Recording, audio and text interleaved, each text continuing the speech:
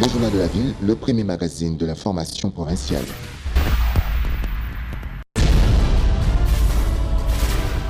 Tout de suite, le journal.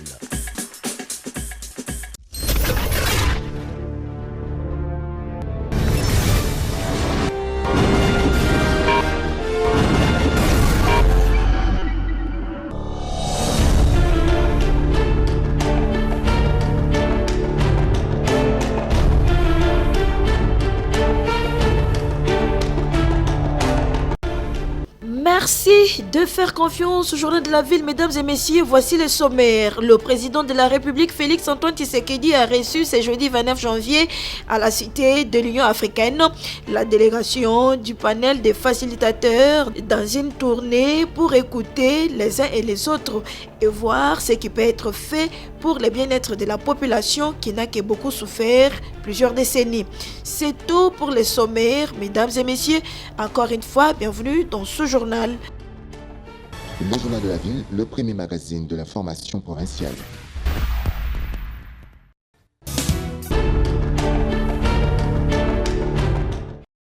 Le président de la République, Félix Antoine Tshisekedi, a reçu ce jeudi 29 janvier 2026 une délégation du panel des facilitateurs de l'Union africaine à la Cité de l'Union africaine.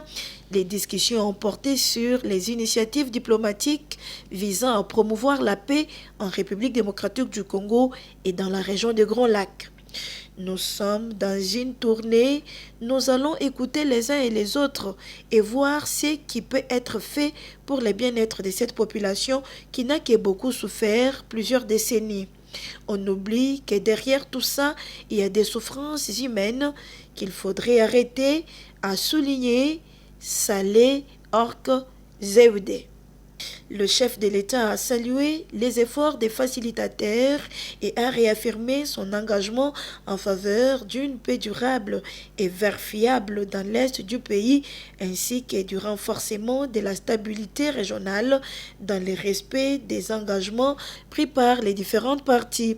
La délégation était composée de Olusegun Obasanjo, ancien président du Nigeria, Saleh Ork Zewde, ancienne présidente de l'Éthiopie, Dr Mogwetsi Eric Keibetwe Masisi, ancien président du Botswana, Catherine Samba-Panza, ancienne présidente de la République centrafricaine, Yakoli Koku Johnson, ministre délégué togolais représentant les médiateurs, Faure Gnassigbe, l'ambassadeur Akok Manuat Madoud de la Commission de l'Union africaine.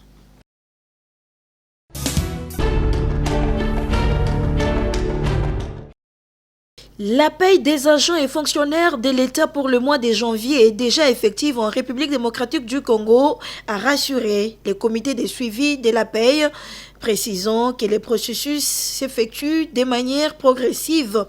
Cette assurance a été donnée à l'issue de la réunion tenue ce mercredi 28 janvier 2026 consacrée à l'évaluation de l'évolution des opérations des payes du premier trimestre de l'exercice budgétaire en cours. À cette occasion, des instructions fermes ont été adressées aux banques commerciales et aux services concernés afin de garantir le paiement régulier et ponctuel des salaires des militaires, des policiers et des fonctionnaires civils. Le CSP a réaffirmé l'engagement du gouvernement en faveur de la régularité et de la transparence du processus de rémunération, tout en rappelant que les légers retards constatés s'expliquent par les contraintes liées au démarrage d'un nouvel exercice budgétaire et d'un nouveau trimestre. Sur instruction de la hiérarchie, il s'est tenu aujourd'hui, en date du 28, une réunion du comité suivi de la paye, une réunion autour de laquelle ont été conviés les pharmaciens, la police, l'INACOPé et les opérateurs de paye, c'est-à-dire les banques. C'était juste pour évaluer les débuts et constater les débuts de la paye du mois de janvier. À l'issue de cette réunion, toutes les instructions ont été données aux différentes banques commerciales pour faire en sorte que les enseignants, les militaires, les policiers et les fonctionnaires puissent toucher leur argent en temps réel. Et les banques ont été réceptives, ils ont reçu cette instruction que, parce qu'en recevant les listings, en recevant les fonds, directement, les banques doivent s'exécuter. Tous les opérateurs aussi. Donc nous rassurons aussi toutes celles et tous ceux qui sont fonctionnaires que la paye a bel et bien commencé depuis la semaine passée à travers les banques et ça continue.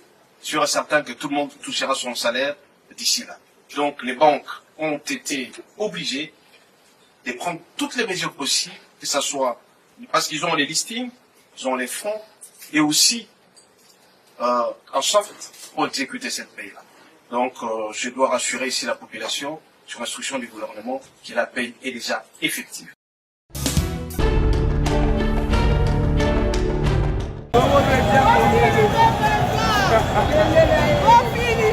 Contrôle des documents des véhicules. Un agent de la brigade de contrôle routier affecté à l'hôtel de ville de Kinshasa est viré à la suite des sanctions disciplinaires prises par sa hiérarchie. Il était aperçu dans une vidéo devenue virale sur les réseaux sociaux en train de commenter et de rigoler. La séquence montrait un conducteur d'un bus appelé 207 tentant de s'échapper au contrôle routier, tandis que l'agent, témoin de la scène à la place, devait faire son travail avec rigueur. Il s'est mis à commenter la pratique de la fuite et le comportement du chauffeur qui n'avait pas de documents. Lorsqu'il s'agit du travail, on ne badine pas, on exerce avec rigueur et discipline, d'où sa révocation. Et ceci devra servir de leçon aux autres qui badinent avec le travail. Ouais, mon aki que non pour ce que ça m'a l'amour tout ça musala tunda police hier fandi ce que zo gene musa na esili biso na brigade a nous travaillons en collaboration avec la police ndenge zali wana boy musa na esili lelo donc on a lonani fait no mola nani chapeau no mola na nani na maintenant wana abosa na brigade ndenge zali wana banda lelo yo musana na brigade sidi na mono susu te na brigade awo oyoki ngai bosana brigade ndenge ezali wana.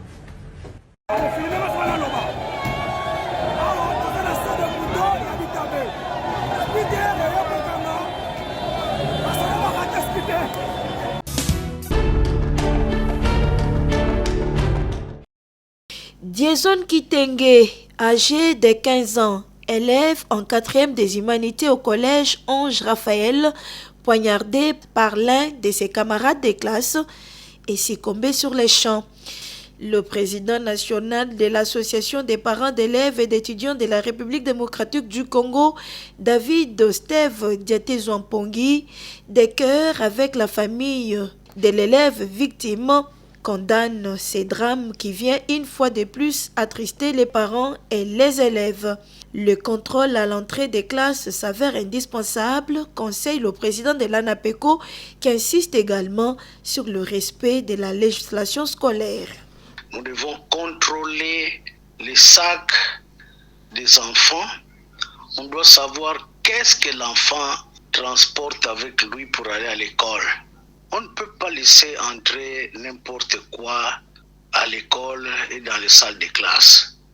Les problèmes à l'école sont multiples, surtout dans notre système éducatif. Beaucoup de choses doivent être revues, notamment le respect de la législation scolaire dans toutes ses dispositions. L'école est le deuxième lieu de la socialisation des élèves. Elle doit veiller sur cet aspect, question d'éviter les malheurs en milieu scolaire. L'enfant doit être enseigné et initié à la socialisation. Que fait l'école pour que les enfants se sentent comme en famille, comme unis dans une seule entité, pour être solidaires en tout temps et en tout lieu? Quelles sont les activités à promouvoir à l'école pour que l'unité se forge davantage? D'où l'importance des comités des parents dans les écoles pour éviter de pareilles situations. Mais les comités des parents doivent être opérationnels. Les conseils de gestion opérationnels. Or que, non, l'administration scolaire commence à favoriser la création de petites associations qui ne viennent à l'école que pour venir puiser l'argent. Le reste, ce n'est pas leur problème. Jason Kitenge, tu n'as pas choisi de mourir maintenant. Le cauchemar est arrivé. Tes parents, tes collègues sont inconsolables. Repose en paix.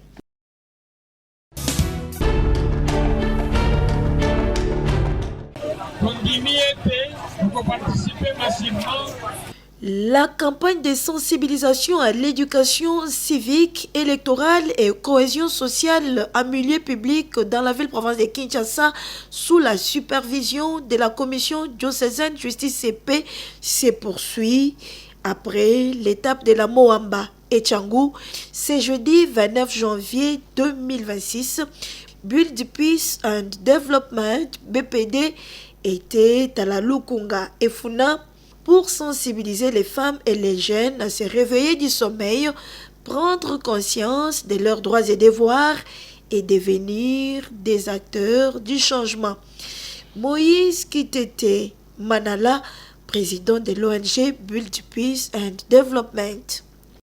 Aux populations de Ngaliema, Selembao, Lukunga et Funa, chaque voix compte et chaque citoyen est important pour le développement du pays. Chaque citoyen, c'est un acteur du changement. Il doit s'impliquer pour l'éducation civique, il doit participer au vote, s'inscrire, il doit contribuer afin que le pays puisse se développer. Avec cette campagne, les organisateurs anticipent et sont dans l'action à marge du processus électoral en RDC. Nous savons que la CENI a un devoir d'organiser les élections dans les délais constitutionnels, mais nous, en tant que société civile, nous avons aussi le devoir d'éduquer la population, de sensibiliser, afin qu'ils soient prêts, lorsque la CENI va lancer son processus, que la population soit prête à participer activement. Nous anticipons, nous faisons des actions pour sensibiliser, conscientiser la population. Les changements, c'est avec les jeunes et les femmes engagées pour une participation massive aux prochaines élections en RDC. Les changements commencent par vous, jeunes femmes. Si vous vous engagez dans un changement positif, le changement du pays, le changement de Kinshasa sera palpable. Accroître la sensibilisation et la participation citoyenne des jeunes, des femmes et des groupes sous-représentés, c'est le souhait des Build Peace and Development sous la supervision de la commission diocésaine justice et paix dans le cadre du projet d'appui au renforcement de l'engagement et des capacités de la société civile pour sa participation active et son observation électorale durable en République démocratique du Congo, AREC. Projet financé par l'ambassade de la Grande-Bretagne.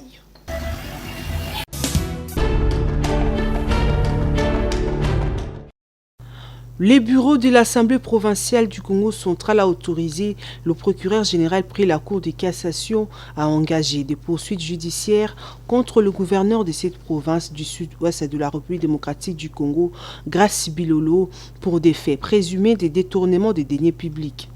Cette décision fait suite à un examen interne mené par l'organe délibérant provincial qui s'est prononcé sur la demande de l'autorité judiciaire compétente. Les dossiers concernent des soupçons de gestion irrégulière des fonds publics sans préjuger de la culpabilité de l'autorité provinciale concernée. Selon un communiqué officiel adressé aux députés provinciaux, les bureaux de l'Assemblée provinciale a statué après délibération et après sa décision à l'unanimité avec 5 voix sur 5 en faveur de l'autorisation de poursuite judiciaire. Les documents précisent que cette autorisation vise à permettre au gouverneur du Congo central de comparaître devant la Cour de cassation afin de présenter ses moyens de défense aux procédures légales en vigueur. Les communiqués rappellent également que Grace Bilolo demeure présumé innocent à ce stade de la procédure judiciaire, principe fondamental du droit garanti par la Constitution et les textes juridiques de la République démocratique du Congo. Cette décision du bureau de l'Assemblée provinciale ouvre ainsi la voie à la poursuite du processus judiciaire dans le cadre légal prévu pour permettre à la justice de se prononcer sur les faits présumés reprochés au gouverneur du Congo central.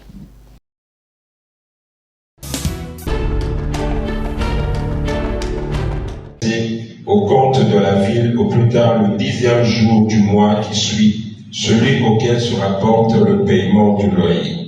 Lancement le mardi 27 janvier 2026 de la campagne de sensibilisation au paiement de l'impôt foncier et l'impôt sur les revenus locatifs exercice 2026 en présence des autorités politico-administratives et des cadres de la Direction générale des recettes de Kinshasa DGRK par le gouvernement provincial de Kinshasa. Dans un contexte marqué par une urbanisation accélérée et des besoins croissants en infrastructures et services publics, Magloire Kabemba, ministre provincial de l'économie et du numérique, a rappelé la portée de cette échéance fiscale fixée au 1er février 2026. Selon le ministre Kabemba, les recettes fiscales urbaines, en particulier celles issues de l'impôt foncier et des revenus locatifs, demeurent quasi stagnantes depuis plusieurs années. Face à ces constats, le gouvernement provincial appelle à une mobilisation collective de l'administration, des opérateurs économiques, des propriétaires fonciers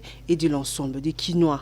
Le ministre provincial des Finances a tenu à rappeler que le paiement de l'impôt constitue un acte de citoyenneté essentiel à la mise en œuvre du programme Kin Ezobonga qui ambitionne de transformer durablement la capitale congolaise. Les recettes mobilisées permettront notamment de financer la voirie urbaine, l'assainissement, l'éclairage public, la sécurité ainsi que les services sociaux de base.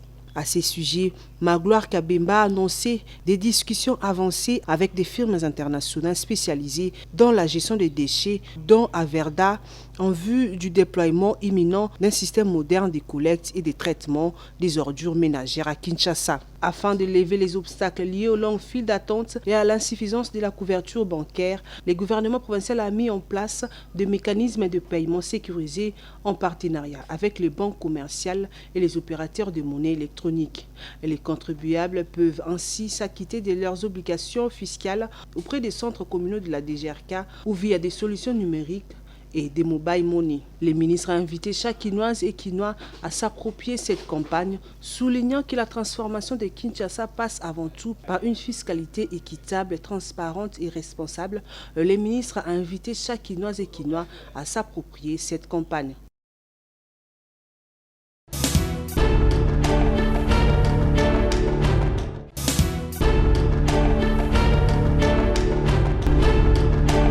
Nous sommes arrivés à la fin de ce journal de la ville, mesdames et messieurs. Merci de l'avoir suivi. Le prochain rendez-vous est fixé pour ce vendredi avec le même plaisir.